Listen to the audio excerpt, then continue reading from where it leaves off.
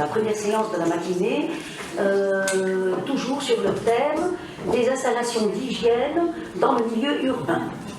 Alors, il y a un petit changement dans le programme que je me permets de vous rappeler. Donc, nous aurons trois intervenants. Notre collègue Mourad Ar'ar de la faculté des lettres et des sciences humaines de l'université de Kérouan, qui va nous entretenir de la peste noire en Ifriqiya et en Al-Andalus, donc à l'époque médiévale, qui sera suivi tout de suite après, en faisant un saut de quelques siècles, par Madame Saneh El-Taïf Hichli, par une intervention sur la question d'hygiène dans la Médina de Tunis au XIXe siècle, dans le nord-est de Tunisien, à Ras Jbel et à Rafraf, entre le XIXe et la première moitié du XXe siècle. Avant de donner la parole à Mourad Ar'ar, je souhaiterais vous informer, chers amis, que ceux ou celles d'entre vous qui souhaiteraient lui poser une question ou débattre avec lui devront le faire tout de suite après la communication, parce que notre collègue est invité est tenu d'être à la faculté du 9 avril pour une soutenance, donc pour lui laisser un petit peu le temps de s'y rendre. إذا نشكركم على هذا الحضور وبدون إطالة أحيل الكلمة إلى زميلي الأستاذ مراد عرعار ليعود. Sans plus tarder, chers amis, je cède la parole à Madame Taïf Hichli du laboratoire d'archéologie. Les établissements et leur logique d'implantation. Donc, notre présentation se répartit en 4 parties. Tout d'abord, les sources d'eau à la Médina de Tunis, donc d'où est-ce que provient l'eau. La seconde partie, ce sont les points d'eau, donc comment se distribue l'eau à la Médina de Tunis. La troisième partie, on parlera des hammams, et puis de l'implantation des édifices polluants de la Médina de Tunis. Donc, comme l'avait dit notre collègue tout à l'heure, on a les réservoirs, les grandes fosseries. Donc, c'est des grands bassins construits aux abords de la Médina de Tunis. Donc, on a essayé de représenter quelques-uns ici. Voilà. Donc, et puis, on a des puits. Vous avez le texte ici, un registre de dépenses datant de 1801. Je lis donc Al-Wakil ala Asbab al-Madina Tunis, al-Jali ma'uha min as-sab'a anwa'a. وعلى أسباب الرغد باب السويقة الجاري ماؤها من بير العلجية وعلى فسقية حومة باب حومة العلوج وعلى أسباب الرغد باب الجزيرة الجاري ماؤها من بير التهامي وعلى فسقية الملاسين وعلى بير السبالة بالمكان وعلى بير الميضات بالمركاب وعلى بير سبال السيد المشرف وعلى جميع أوقات ما ذكر. Donc ici nous disposons de puits qui vont distribuer l'eau dans ces villes de la Médina de Tunis. Donc, et puis ces villes, c'est des abreuvoirs publics destinés aux habitants ou encore aux bêtes. Donc il y a un exemple comme celui de Youssef Sahab al-Taba. Donc l'espace présente des petits bassins permettant aux gens de puiser l'eau ou même aux bêtes. Donc on a un autre exemple, celui-là par exemple. Donc là c'est une description d'un séville. Donc جعل بقرب الشارع شباكا نحاسا عليه باب رخام من صنيع بر النصارى مركبا على ذلك الشباك وفي داخل الشباك حوض رخام فيه ماء حلو عليه 3 طاسات بسلاسل حديد في وسط ذلك الحوض فالعاطش يشرب بذلك الطاسات من ذلك الماء الذي في الحوض وفي وسط الحوض أنبوب من الرخام مثقوب فإذا فرغ الماء من ذلك الحوض طلع الماء من رأس ذلك الأنبوب ونزل في وسط الحوض وأظن أن ذلك الماء من ماجل المدرسة. Donc, et puis, on a les midas qui sont distribués dans plusieurs endroits à la Médina de Tunis. Donc ici, on a cité une liste. Donc c'est des établissements servant principalement aux ablutions, d'eau. Elles servaient aussi comme latrines publiques. Donc je cite des exemples, le midat de Nahj al-Hafir, le midat de Messid al-Morjani, etc.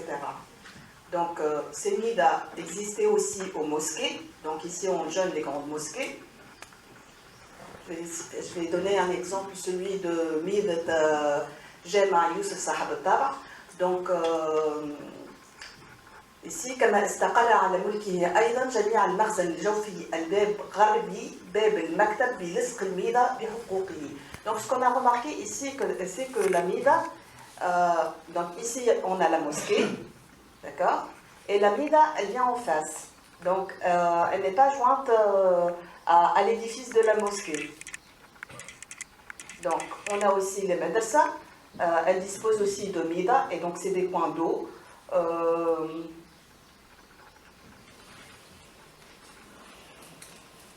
Voilà. Donc, et ces midas, elles étaient entretenues. Donc, je lis, ويجد منه أيضا 3 أرباع رجال و3 خرارب في كل يوم على 3 رجال ميضاوية يصلحون قناة ميضات الجامع المذكور وقناة ميضات المدرستين المذكورتين بالماء ويزيلون عن جميعها الأذى بالكنس والتسييق وغير ذلك ويفعلون في حقها فعلا ميضاويين أمثالهم بتونس. Donc, l'eau qui circule dans ces midas, ici par exemple, comme le cas de Youssef Sahab al-Taba, provenait d'un mejl. Donc, le mejl à la mosquée de Youssef Sahab al-Taba et les deux madrasas était à peu près à la moitié de la superficie de la mosquée même. C'est un réservoir d'eau au sous-sol.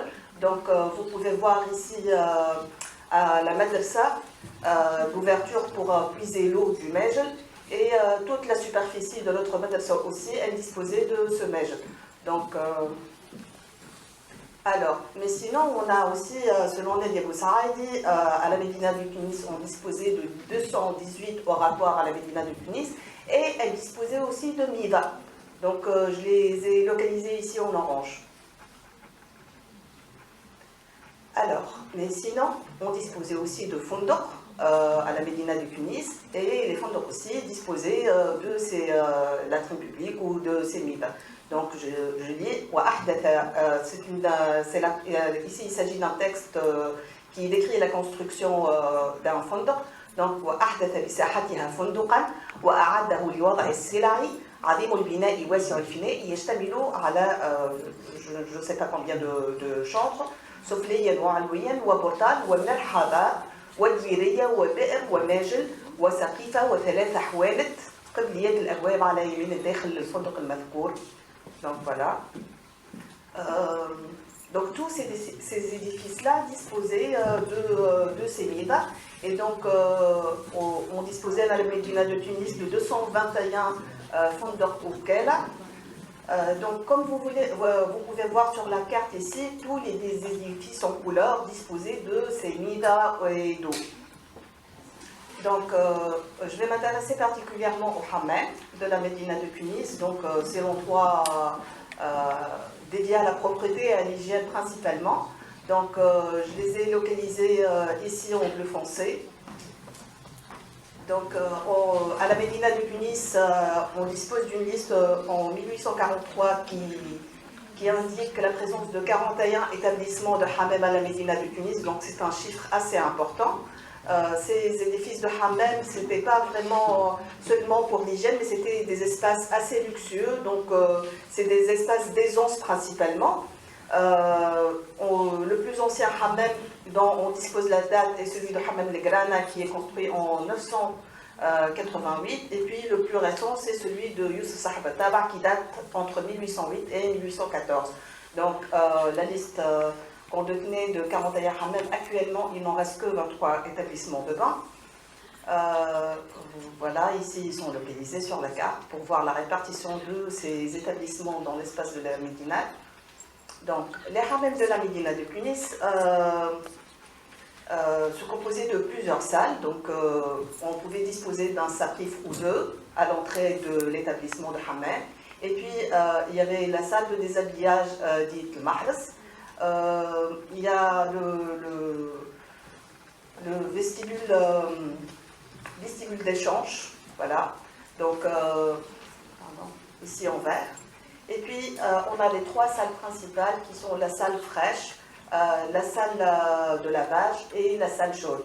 Donc d'autres espaces ont été associés à ces hammams ultérieurement. C'est les maksoura, donc c'est des espaces c'est des espaces un peu plus privés. Et voilà. Donc, sinon, je vais vous faire visiter quelques établissements de hammam. Ici, par exemple, le hammam Naoura.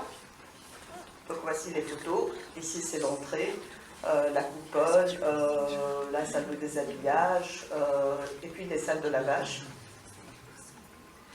Donc, ici, hammam al-Mimi, qui a été mentionné en 1590. Donc, voilà. Donc, voici les salles de hammam. Et puis ici, hammam al-Tranja, qui était destiné à la communauté juive. Donc, ça se rajoute à l'espace une salle de rituel juif ici. Pardon. Là, ici, hammam dar al-Asal. Donc, si je présente deux plans différents, c'est que ces établissements de bain ont été agrandis. Et donc, ici, par exemple, c'est le plan actuel du hammam. Et puis, quand on a fait des essais de restitution pour revoir le plan initial de hammam, donc la superficie était beaucoup plus petite. Donc, voilà, ici, c'est l'essai de restitution. Alors, c'est hammam dar al-Asal et les salles de lavage. Et puis hammam al-Legrad qui date de 988. Alors, hammam Sidi Bedri au faubourg de Babzira. Voilà. Hammam al-Tamani. Alors, l'établissement de hammam disposait d'une très grande superficie. Elle n'était pas accessible par les clients à sa totalité.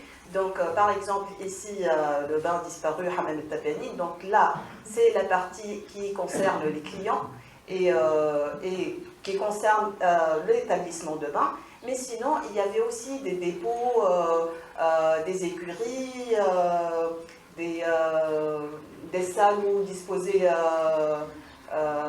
voilà, donc voilà. Mais l'élément principal pour faire fonctionner un hammam, c'est la noria, naoura.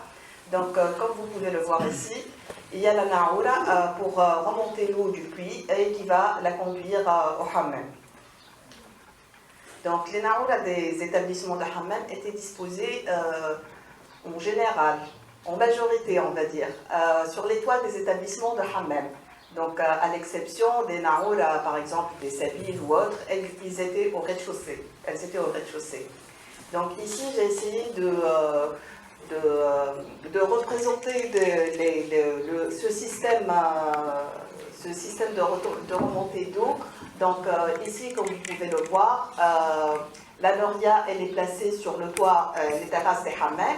Et donc la benne, elle remonte l'eau du puits. On a ici des roues qui passent cette eau dans un réservoir qui est assez haut. Et puis ce réservoir-là, il va déverser l'eau dans le hammam ou dans la hassa du hammam. Alors quand il s'agit d'une installation au rez-de-chaussée, donc on est quand même obligé de faire remonter l'eau sur les terrasses du hammam. Voilà. Donc ici vous avez des photos anciennes de Naoura au hammam Zitouni, je crois. Voilà.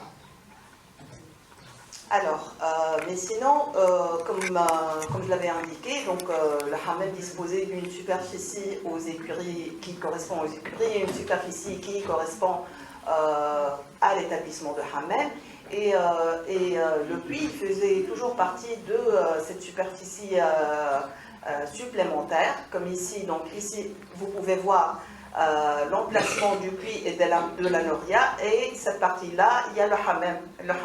Donc ici, hammam al-Mar des femmes qui a été démoli. Donc la noria, elle est disposée là, et le hammam, il vient juste à côté. Donc par contre, on dispose de deux cas, tels que hammam d'Al-Jil, dont le puits est présent à la Qasba, et hammam Sidi Belri, dont la noria prend quand même, elle est un peu lointaine, voilà. Donc, qui nous intéresse ici, c'est l'implantation de ces établissements de bain. Donc, on les a marqués ici en bleu. Donc, notre première remarque, c'est un éloignement de ces établissements de bain par rapport à la mosquée de la Zaytouna. Le hammam le plus proche de la mosquée de la Zaytouna, c'est Hammam al-Qashashin, qui est assez, on va dire, récent par rapport à la mosquée, bien sûr, et qui dispose probablement d'un système de fossés plus sophistiqué que les autres fosses. Donc, mais sinon, le reste des hammams sont disposés tout proche des murailles de la Médina. Donc ici, vous pouvez le voir, à l'intérieur de la Médina centrale, et puis à l'extérieur de la Médina centrale, voilà.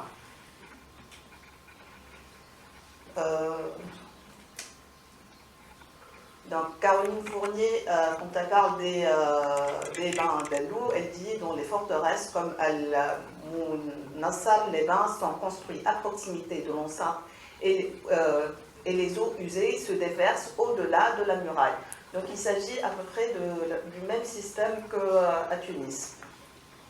Donc, sinon, ce qu'on a aussi remarqué, que ces bains, bien qu'ils soient en étroite relation avec les mosquées, donc ils sont même boss de ces mosquées-là, on peut remarquer qu'il y a toujours une rue qui les sépare. Donc ici, je ne sais pas si vous arrivez à voir les lignes en vert.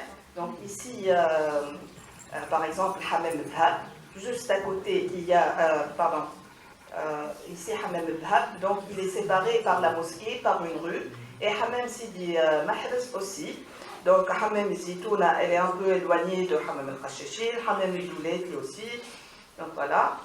Donc il s'agit principalement d'un problème d'évacuation des eaux usées. Donc c'était important pour eux d'éloigner ces eaux usées de la mosquée. Donc, mais sinon, le document d'archives présente, comme par hasard, dans les textes, donc on remarque que d'autres édifices sont très proches des établissements de hammam. Donc, je cite les fours et les moulins. Donc, par exemple, un four et un moulin près de Hammam al-Tabenin, un moulin à la rue de Sidi al-Alwi, même rue que Hammam al-Shadeya, un four à côté de Hammam Dour al-Hala, etc. Je ne vais pas dire tout le texte. Donc, mais ce qui est plus important, c'est les pressoirs d'olives. Donc, je vais citer quelques-uns. Ils étaient au nombre de 12 à la Médina de Tunis. Et je cite un pressoir à huile et un four près de Hammam el-Tamayin, un pressoir d'olive près de Hammam Sidi al-Rassas, un pressoir d'olive près de Hammam Dour al-Hara, un pressoir d'olive en face de Hammam Soukoul el-Bouzid, sans oublier le pressoir de le pressoir d'Hab qui est à côté de Hammam el-Dhab.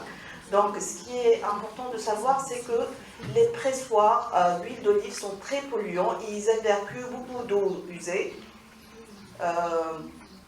Donc les fours aussi, les moulins. Donc on a essayé de localiser ces établissements, mais bon, pas la totalité parce qu'on ne les a pas tous trouvés. Donc on a remarqué qu'il s'agit de petits complexes commerciaux à côté des hammams. Donc ici, en rouge, les fours, en jaune, les petits moulins, et en vert, c'est les pressoirs d'olive. Donc, après avoir diagnostiqué cette localisation, on découvre que réellement, c'est les pressoirs d'huile d'olive qui sont disposés à côté des murailles, et donc c'est ce qui permet l'évacuation des eaux usées, tout comme les hammams, voilà.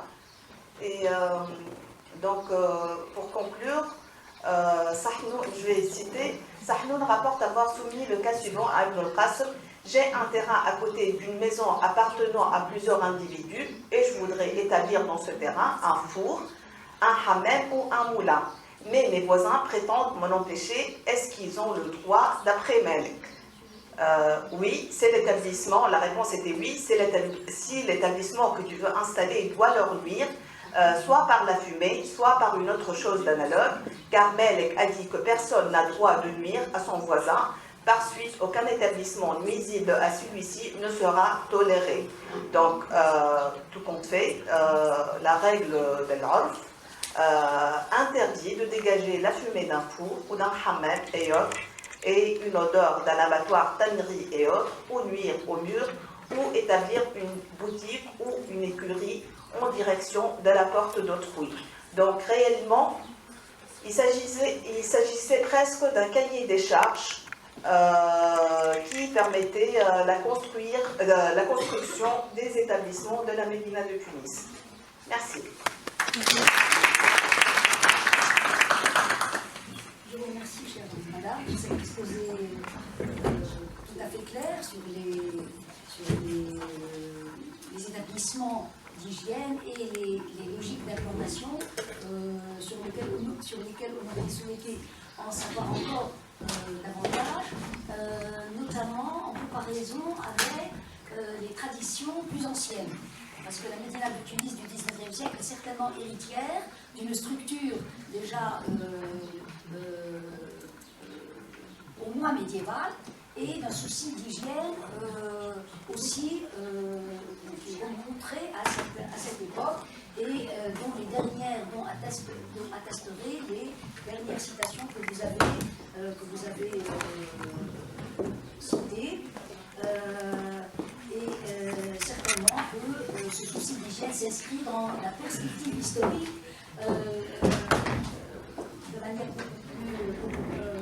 de manière assez évidente. Peut-être aurez-vous l'occasion, au moment des questions, de rebondir un petit peu sur cette d'hygiène, un souci d'hygiène plus ancien que le 19e siècle. Et qu'est-ce qui change, mon Dieu, au 19e siècle, qu'est-ce qui change par rapport à tous ces équipements et à ces logiques d'implantation. En tout cas, je vous remercie infiniment et sans plus tarder, je cède la parole. Je vous remercie tout d'abord pour la clarté de votre exposé. Juste permettez-moi de remettre en question l'interprétation par rapport à la grande mosquée. Parce que l'idée de la proximité d'un hammam à une mosquée est primordiale.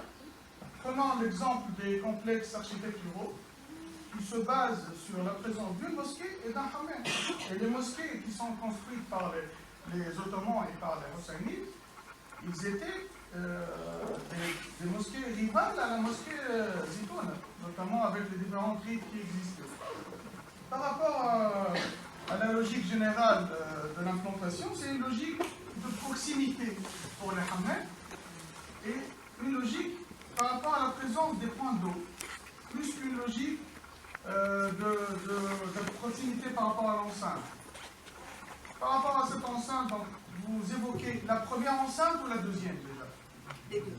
Les deux.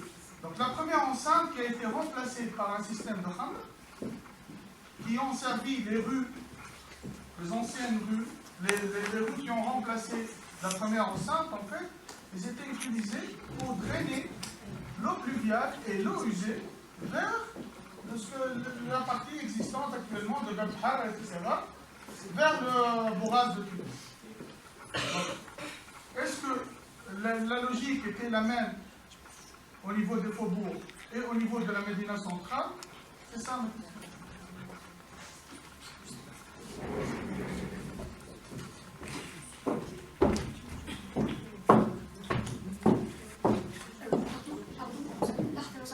Vous aurez une question pour notre collègue. Comme ça, vous répondez en même temps. Ça marche bien. Allez-y. D'accord. Merci. Je remercie mes collègues pour leur brillante intervention. Donc, j'aurais une question pour Sameh, une question pour Anwar tout à l'heure. Alors, pour Sameh, juste une question concernant vous avez parlé des huileries aménagées à côté des hammams, voilà. Est-ce que, en fait, la raison est que l'utilisation de l'eau ou bien l'évacuation de l'eau, donc qui est en commun? Voilà. Donc, là, d'autres questions?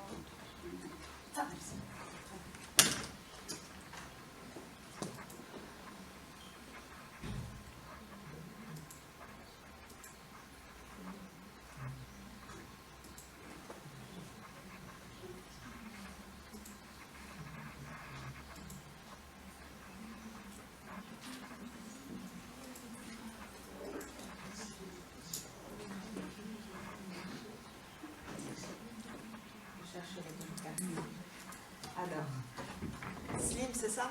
Oui. Voilà. Alors moi, ce que j'ai remarqué, c'est, alors là, c'est la mosquée de Zaytouna, d'accord, au milieu. Est-ce que vous arrivez à le voir?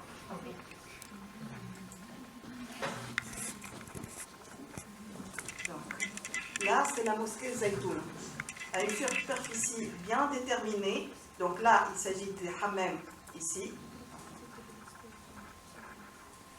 Donc les hammams se tiennent d'une distance bien déterminée de l'établissement de la mosquée. Donc seul hammam al-Qashashin, qui est assez récent, on va dire, par rapport à hammam al-Grana, à hammam al-Mtihra, donc seul il est proche de la mosquée de Zaytouna. À son époque, toute la rue a été transformée. D'accord? Donc il y a eu sûrement un système de fossés plus amélioré, on va dire, des systèmes anciens. Sinon, par rapport à la muraille de la Médina centrale, donc on trouve les hammams à l'intérieur de cette muraille et à l'extérieur de la muraille. Donc ici, le contour en rouge et en orange. Donc là, ça concerne, il y avait la muraille, mais à l'extérieur de la muraille, il y avait la fossée de l'évacuation des eaux usées. Et bien sûr, tout descend par le bas par les khandaq, vers... comment ça s'appelle déjà? Voilà, Bourrastoun, exactement. Mais sinon, je ne voulais pas prendre plus de temps qui était prévu.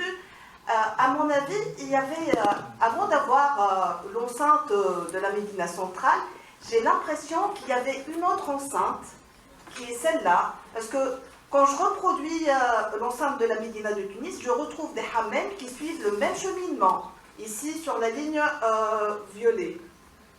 Je ne sais pas si vous êtes d'accord avec moi, c'est une question à voir plus tard. Mais sinon, ici, les hammams au faubourg de Bensouira, il y avait l'Ahfir, ici. Donc l'évacuation de ces hammams-là se faisait par Khandaq l'Ahfir. Et au faubourg de Benzira, donc ici je reprends, donc il y avait une distance bien déterminée par rapport aux murailles du faubourg de Benzira. Donc je ne sais pas si j'ai pu répondre à votre question. Oui. Il y avait une autre question, je crois. Oui. C'était par rapport à la logique d'implantation. Oui. Et par rapport, par analogie aux complexes architecturaux... Ah, voilà. Oui. Il faut que je cherche la bonne carte. Parce que si je me permets d'échanger avec vous, oui, c'est parce que les complexes, ils étaient construits avec de gros budgets et il y avait l'eau qui était assurée. Alors, plus que ça, les hammams, les établissements de hammam étaient focus de ces mosquées-là, parce que la rentabilité de ces établissements de hammam était assez importante, et c'est ce qui permettait d'entretenir un édifice aussi important qu'une mosquée. Alors, comme vous pouvez voir ici, la mosquée de Youssef Sahb al-Tabah et le hammam. Sauf qu'il fallait tenir une rue entre les deux. C'est ce qui permet, et donc, je ne sais pas si vous pouvez avancer ce livre, mais j'ai tracé toutes les lignes à côté des hammams en vert. Je suis tout à fait d'accord. Je connais parfaitement le droit, mais juste je voudrais vous dire que... Non, pour tous les hammams, pas seulement pour Youssef Sahb al-Tabah. En fait, ces hammams, ils ont subi la logique de la superposition qu'a subi la ville de Tunis. Elle s'était reconstruite sur elle-même. Les rues existaient bien avant. On ne peut pas dire qu'on a créé une rue pour séparer entre le hammam et la mosquée. Je n'ai pas dit qu'on a créé des rues, Slim. Non, mais vous l'avez dit par rapport à Hammam al-Dhab. Ben, je me suis dit que c'était logique qu'ils soient séparés par une rue. Et quelle est cette logique? Je m'excuse. Ben alors voilà, les hammams et les mosquées ne se tiennent pas dos à dos, ou juste l'un à côté de l'autre. Il fallait les séparer. Et c'est le cas de tous les hammams juste à côté des mosquées. Comme par hasard. Hein. C'est un constat suite à un travail bien élaboré.